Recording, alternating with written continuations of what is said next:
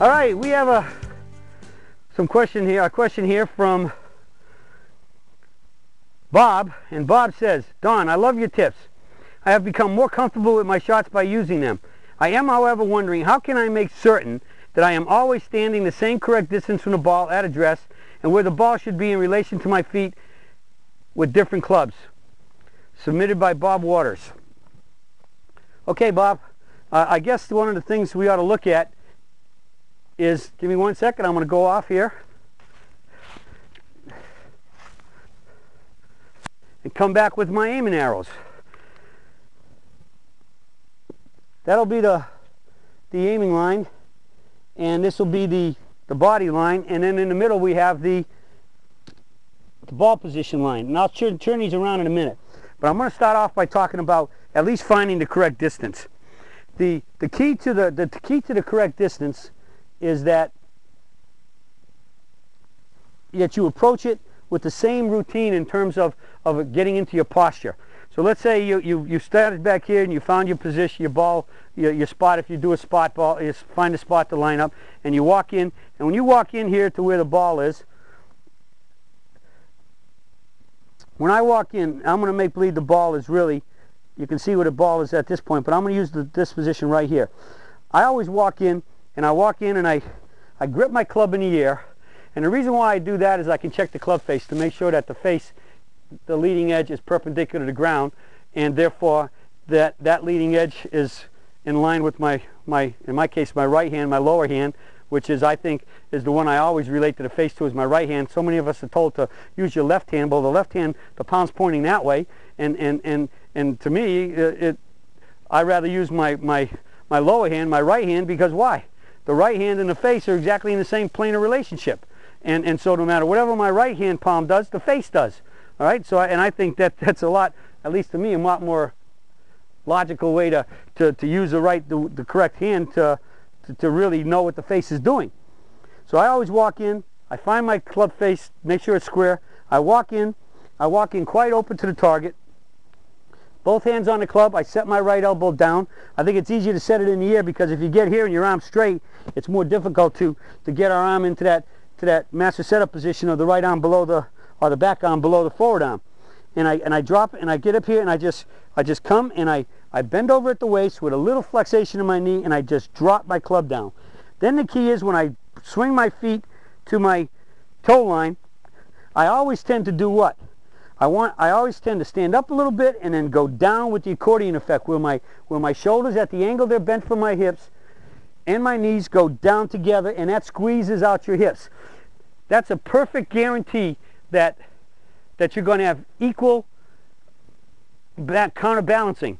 When you stand there, like when you go out and you play baseball and you run out to the field and you get there and you go like this, whatever your shoulders and knees go down together, the hips get squeezed out to perfectly counterbalance the amount of forward angle you have in your upper body and your knees.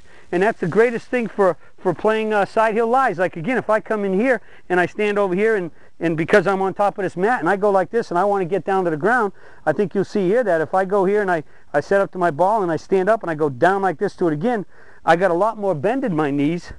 I have a lot more bend in my knees. It was about there, but I'll still be able to stay balanced, because it's dynamically balanced by the hips being pushed backwards the perfect amount it needs to be in dynamic balance.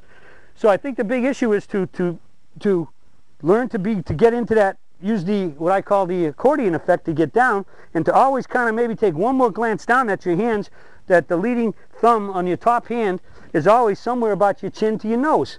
With shorter clubs, it's easier to have your arms in here hanging straight down, but as the clubs get longer and they get out there and they're flatter, I think just that shaft angle alone, and I've talked about this in other dailies, makes it a lot easier to, even if I have my hands here and I got the club there, when I go down to the ball, it's so much easier to overbend my shoulders and get them too far ahead of my toes, get my back hunched, and the next thing you know, it's easy, you're hunching over and you're arching down, and so now as your shoulders go too far this way, guess what the counterbalancing system for your brain is going to do to your body?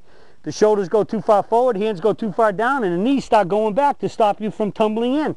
Because if you bend over too much, and then also if you get down and your hands tend to go lower, your forward wrist starts to get into a cup as you go lower. And so that'll mess up the whole takeaway. So it's always kind of feel like no matter what, you're always, you feel like your back is relatively straight. It's always somewhat standing tall, that you don't let yourself start to hunch and get slouching over the ball. So I think it's something that you need to look down at your hands, and you need to have your brain run your body and see that you feel like you're in a good athletically ready position, which we know that means the weight's in the arches. Because again, if you start going forward too much and everything else and your weight starts going towards your toes, you feel like your heels might almost coming off the ground. Or in some cases, I see the number one thing I really see with most people is they stand with their feet too close and it's their toes that are off the ground. And if that happens, your hands are going to very likely be lower, or if you're standing too close like this, they're in the way, and so the point is your hands will be way inside your chin to your nose. So I think you need to definitely make a good attempt to see that your weight is in your arches, and then to glance down and see that your lead hand, the top thumb knuckle, is somewhere around your chin to your nose. And so you got to do that little visual perception, but the key is initially walk it in correctly, and as I say, I always stand up a little and then do the accordion effect and stand up a little, get the top straight, and make sure my shoulders and knees go down together, the accordion effect. And I think that'll really help you start getting a lot more consistent. But it's things you have to sometimes check yourself out to make sure you're there. Because it's so easy to get out of position a little bit, and then since the setup determines the motion, if you're not in good setup and in dynamic balance, your motion's going to have a lot of compensatory moves in it to try to maintain balance or find balance and save the shot. All right, well that's it for the search for today on getting in a proper address every time, because the setup determines the motion. So that's it for today, and I'll be talking to you all again soon.